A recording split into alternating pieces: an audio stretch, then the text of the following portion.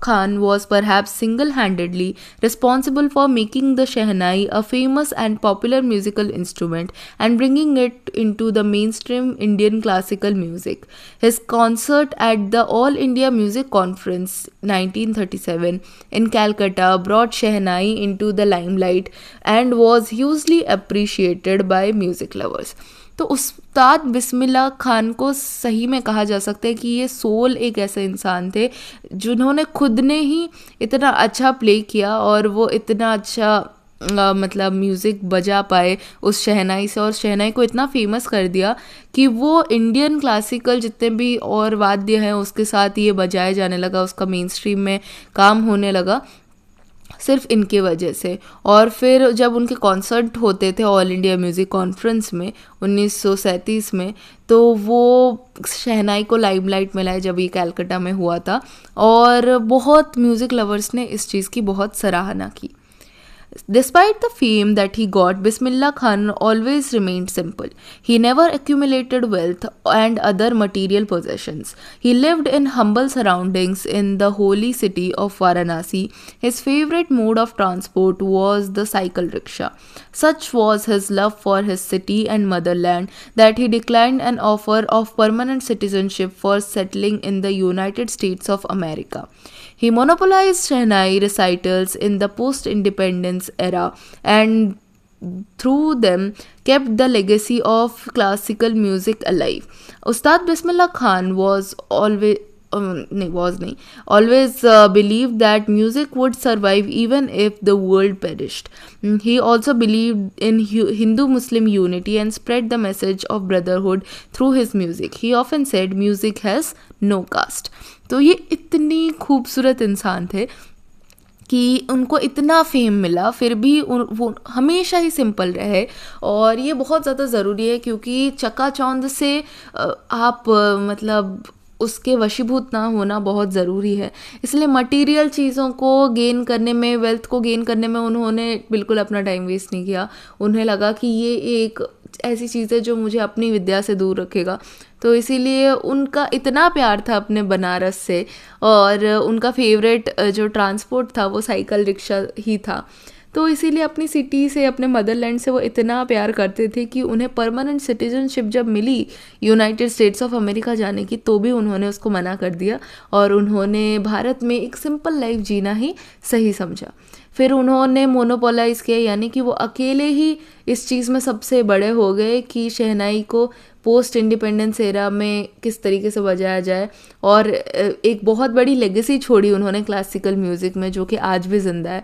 और उस्ताद बिस्मिल्लाह खान हमेशा से ये मानते थे कि अगर दुनिया में कुछ भी नहीं रहा, सब कुछ ख़त्म हो गया, तो भी म्यूज़िक रहेगा, तो भी कला रहेगी। और इसीलिए वो हिंदू मुस्लिम यूनिटी में भी मानते थे, जिस तरीके से हम उनका विश्वास से देख ही चुके हैं कि वो एक मुस्लिम होने के बावजूद सरस्वती और रिवर गंगा और विश्वनाथ टेम्पल इन सब से जुड़े हुए थे। तो इसीलिए वो हमेशा अपने म्यूज़िक से लोगों को बस यही बताने की कोशिश करते थे कि हम सब आपस में एक साथ हैं और इसीलिए वो कहना चाहते थे कि म्यूज़िक का कोई धर्म जाति कुछ नहीं होता, म्यूज़िक सिर्फ म्यूज़िक होता है और वो सबके लिए है। और इस तरीके से वो आपस में सबके अंदर भाईचारा लेकर आते थे। Bismillah Khan had the rare honor of playing the Shehnai on the eve of India's independence in the year 1947. He performed at the Red Fort in Delhi and since that year always played on 15 August right after the Prime Minister's speech. Bismillah Khan played in many countries and has a huge fan following.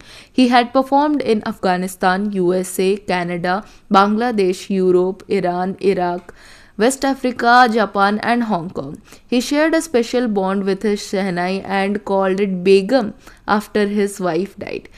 तो बिस्मिल्लाह खान बहुत ही कह सकते कितने pure soul है कि मतलब वो उनको बहुत बड़ा ऑनर भी मिला है और बहुत ही रेयर ऑनर है ये कि वो जब इंडिपेंडेंस मिला इंडिया को तो 1947 में उनको मौका दिया गया कि किस तरीके से आप मतलब शहनाई बजाए। तो फिर उसके बाद उन्होंने रेड फोर्ट दिल्ली में अपना परफॉर्मेंस दिया और परफॉर्मेंस देने के बाद हमेशा 15 अगस्त में जब प्राइम मिनिस्टर स्पीच देते थे उसके बाद बिस्मिल्लाह खान अपना मतलब परफॉर्मेंस देते थे जब तक उनकी डेथ हुई तब तक।